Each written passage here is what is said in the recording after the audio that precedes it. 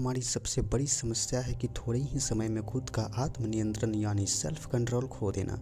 इस विषय को लेकर काफ़ी लंबे समय से रिसर्च चल रही थी, जिसका उद्देश्य था कि मेडिटेशन हमारे physical, emotional and spiritual development को कैसे इफ़ेक्ट करता है। और लंबे समय की स्टडी के बाद 2008 के एक एक्सपेरिमेंट में 12 लोगों का चुनाव किया गया जो लंबे समय से जैन मेडिटेशन का अभ्यास कर रहे थे।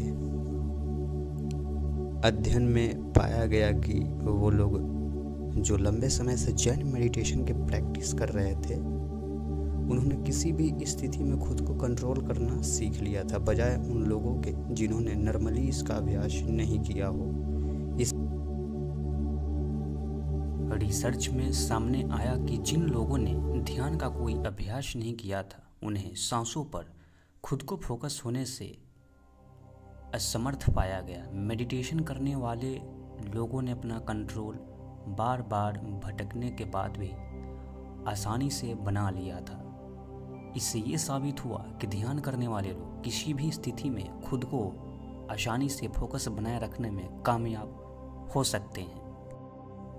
Access to the unconscious mind, इस बात को लेकर हमेशा साधक के मन में सवाल बना रहता है कि क्या वाकई जैन मेडिटेशन से अपने अनकॉन्शियस माइंड को बेहतर मात्रा में एक्सेस कर सकते हैं। एक और जहां हमारा चेतन मन एक समय में एक ही जगह पर बेहतर महसूस हो सकता है, वहीं अवचेतन मन अपनी अद्भुत क्षमता के कारण एक ही समय में कई जगहों पर फोकस कर सकता है, जो कि हमें भी ज़्यादा क्रिएटिव बनाता है। तो 2012 में इस बात को लेकर एक रिसर्च हुई थी जो कि जैन मेडिटेशन से अवचेतन मन को एक्सेस करने के लिए कैसे काम करता है।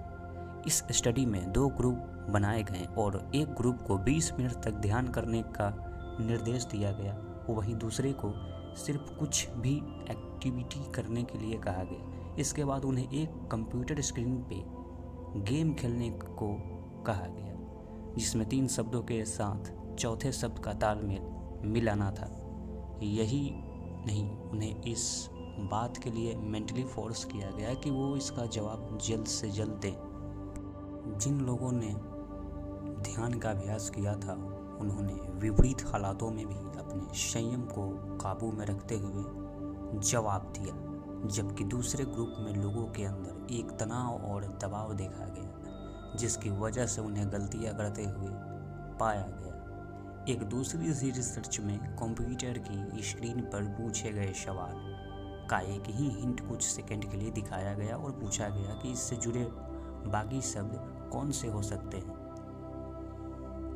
एक बार फिर से जिन लोगों ने ध्यान किया था, उन्होंने इसका जवाब शांति और विश्वास से दिया और ज़्यादातर जवाब उनके सही पाए गए, जबकि दूसरे ग्रुप में एक तनाव का माहौल पाया गया, क्योंकि कंडीशन थी इस सवाल का जवाब जल्दी से जल्दी देना, जिसकी वजह से दिमाग पर संयम रख पाना संभव ही नहीं हुआ और गलत जवाब देने की वजह बन गई। इससे ये साबित हो गया कि इसके जरिए दिमाग पर बेहतर नियंत्रण बनाए रख सकते हैं और किसी भी स्थिति में खुद को शांत बनाए रखते हुए दिमाग का बेहतर इस्तेमाल कर सकते हैं। इसके जरिए हम दिमाग के अंदर चल रही हलचल को बेहतर एक्सेस करते हुए उन्हें कंट्रोल कर सकते हैं।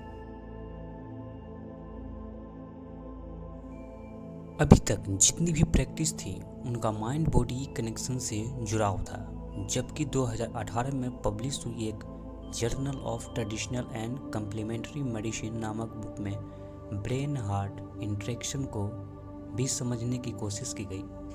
ऑथर ने इस बुक में काफ़ी सारी चीज़ों की समझने की कोशिश की, जिसमें से एक था ड्रग एब्यूज ट्रीटमेंट प्रोग्राम्स, जो कि ताइवान में किया जा रहा था। इस प्रोग्राम में साधक खुद के हार्ट रेट और ब्रेन की गतिविधि को ड्रग के जरिए बेहद कम स्तर पर पहुंचा देते हैं और अभ्यास करते हैं। उनका मानना है कि हमारे हृदय में एक और स्पिरिचुअल हार्ट है, साथ ही नॉर्मल ब्रेन के अंदर एक और दिमाग का स्तर, जिसे जैन मेडिटेशन के जरिए हम बाहर निकालते हैं, यानी जागृत करते हैं। दूसरे शब्दों में इसे ही रीप्रोग्राम योर सबकॉन्शियस माइंड भी कह सकते हैं, यानी खुद को रिफॉर्म करना। इस विधि का एक उद्देश्य ड्रग यानी नशे की लत को छोड़ने के बाद आने वाले बदलाव को भी सही करने में किया गया।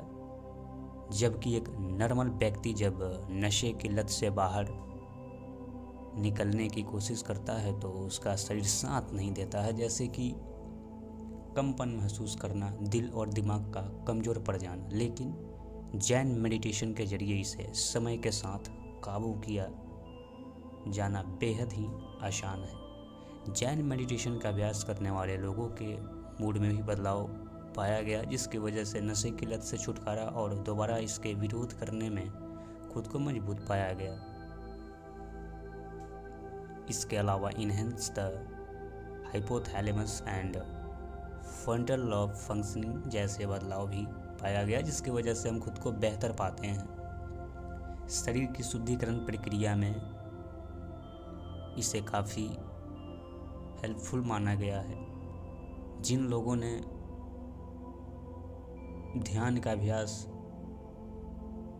किया, जिसके बाद उन्होंने खुद में शांत व्यवहार, बेहतर नियंत्रण, हम खुद पर बेहतर नियंत्रण बनाए रख पाने में खुद को सक्षम पाते हैं। जिन लोगों ने भी जैन मेडिटेशन को एक अभ्यास की तरह खुद को प्रोग्राम किया, उनके दिमाग के खास हिस्सों को प्रभावित करता है जो हमारे मूड के लिए जिम्मेदार होते हैं और हमें सकारात्मक बनाए रखते हैं।